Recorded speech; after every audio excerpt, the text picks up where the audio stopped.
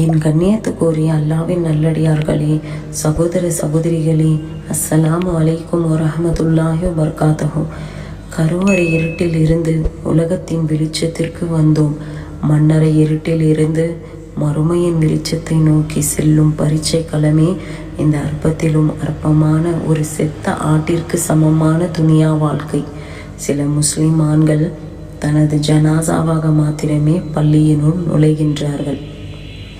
சில முஸ்லிம் பெண்கள் கஃன் ஆடையால் மாத்திரமே தன் முழு உடலையும் மறைக்கின்றார்கள், அல்லாஹ் பாதுகாத்தவர்களை தவிர. நபி ஸல்லல்லாஹு அலைஹி வஸல்லம் அவர்கள் கூறுகின்றார்கள், மரணத்தை அதிகம் நினைவு கூறுங்கள் என்பதாக. அடக்க ஸ்தலங்களுக்கு செல்லுங்கள், அதன் மூலம் நீங்கள் உங்களது மரணம் பற்றி நினைவுபடுத்தப்படுவீர்கள் என்றார்கள். அடக்க ஸ்தலங்களுக்கு சென்றால் சஹாபாக்களும் யாருக்காவது குழி தோண்டப்பட்டால் அந்த குழியில் சிறிது நேரம் படித்திருந்து அந்த உணர்வை பெற முயற்சிப்பார்களாம். அல்லாஹு அக்பர். ஜனாசா தொழுகைக்கு வரும் மக்கள் கூட கபரஸ்தானை அதை ஒரு மீட்டிங் பாயிண்டாக தான், பொழுதுபோக்காக தான் பார்க்கின்றார்கள்.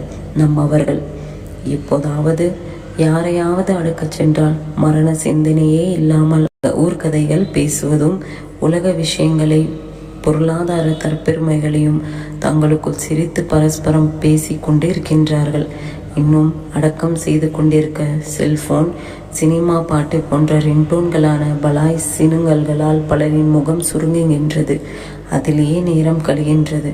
மன்னரை வாழ்வை பற்றி எந்த பயமும் இல்லாமல் நல்ல ஜனாசாவா கெட்ட ஜனாசாவா என்பது தெரியாது.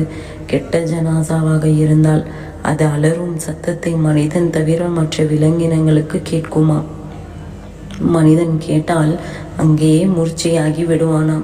3ஆம் கலீஃபாவான உஸ்மான் ரலியல்லாஹு அன்ஹு அவர்கள் மன்னரைக்கு சென்றால் தாடி நனையும் அளவுக்கு அழுவார்கள். அன்புள்ள சகோதர சகோதரிகளே, நாம் எவ்வளவுதான் உயர்வான சிறந்த மார்பிள்களிலும் கிரைனட் கற்களாலும் கட்டப்பட்ட வீடுகளில் வாழ்ந்த போதிலும் நாம் இறுதியாக செல்ல வேண்டிய வீடு மன்னரை வீடுதான். இது கூட நமக்கு சொந்தம் கிடையாது. 6 மாதத்தில் வேறு ஒரு நபரை அடக்கம் செய்வார்கள். நமக்கு நெருங்கியவர்களின் மரணங்களை நாம் யாரும் ஏற்றுக்கொள்ள மாட்டோம். இப்போதே இவர் மரணிக்க வேண்டுமா? இன்னும் வயது இருக்கின்றதே, உடல்நலம் இருக்கின்றதே என்று பல காரணங்களை நாம் கூறலாம். ஆனால் மரணம் என்பது இறைவன் ஏற்கனவே நிர்ணயித்த ஒன்று.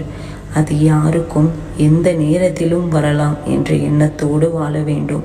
திடீரென தாக்கும் அந்த மரண சிந்தனையை அதிகம் தந்து அதன் மூலம் இரையச்சம் பெற்ற முஸ்லிம்களாக வாழ்ந்து அதிலேயே மரணித்து மறுமையில் ஜன்னத்துல் ஃபிர்தோஸ் என்ற உயர்ந்த சொர்க்கத்தில் நுழைந்திட அல்லாஹ் புரிவானாக. அவர்களின் கெடு வந்ததும் சிறிது நேரம் பிந்தவும் மாட்டார்கள், முந்தவும் மாட்டார்கள் என்று அல் குர்ஆனில் 16வது அத்தியாயத்தில் 61ஆம் வசனத்தில் அல்லாஹ் கூறியுள்ளார். இறைவா, உன்னை மட்டுமே வணங்கக்கூடிய மக்களாகவும் எந்த தருணத்திலும் இணை வைக்காமலும் எவருக்கும் அஞ்சாதவர்களாகவும் யாருக்கும் துரோகம் இழைக்காதவர்களாகவும் கடன்கள் இல்லாமலும் நல்லவர்களாக வாழ செய்து மரணிக்க செய்து கபருடைய மன்னரை வாழ்வை அழகாக்குவாயாக எங்கள் இரட்சகனே. நபி ஸல்லல்லாஹு அலைஹி வஸல்லம் அவர்கள் கூறுகின்றார்கள், நீங்கள் இறந்தவர்களை புதைக்காமல் விட்டு விடுவீர்களோ என்ற அச்சம் எனக்கு இல்லையாயின் மன்னரையின் வேதனையை உங்களுக்கு கேட்க செய்யுமாறு நான் அல்லாவிடம் பிரார்த்தனை செய்திருப்பேன். இதை அனஸ் ரலியல்லாஹு அன்ஹு அவர்கள் அறிவிக்கின்றார்கள். நபி ஸல்லல்லாஹு அலைஹி வஸல்லம் அவர்கள் கூறுகின்றார்கள், இறந்து போனவரை 3 பொருட்கள் பின்தொடர்ந்து செல்கின்றன. அவற்றில் 2 திரும்பி விடுகின்றன, 1 மட்டுமே அவருடன் தங்கிவிடுகின்றன. அவருடைய குடும்பமும் செல்வமும் அவர் செய்த செயல்களும் பின்தொடர்ந்து செல்கின்றன. அவற்றில் அவருடைய குடும்பமும் செல்வமும் திரும்பி விடுகின்றன, அவருடைய செயல்கள் மட்டுமே அவருடன் தங்கிவிடும் என்று புகாரி நூலில் 6514ஆம் ஹதீஸில் பதிவாகியுள்ளது. விளிம்பில் இருந்து கொண்டு அல்லாவை வணங்குபவனும் மனிதர்களில் இருக்கின்றான். அவனுக்கு நன்மை ஏற்பட்டால் அதில் நிம்மதி அடைகின்றான். அவனுக்கு சோதனை ஏற்பட்டால் தலைகீழாக மாறிவிடுகிறான். இவ்வுலகில் மறுமையிலும் அவன் நஷ்டமடைந்து விட்டான். இதுவே தெளிவான நஷ்டம்.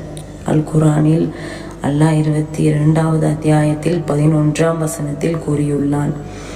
ஆகவே வாடகை வீட்டை அலங்கரித்து சொந்த வீட்டை மறந்து விடாதீர்கள். உலக வாழ்க்கை வீணும் விளையாட்டும் இன்றி வேறில்லை. பயபக்தியுடையவர்களுக்கு நிச்சயமாக மறுமை வீடே மிகவும் மேலானதாகும்.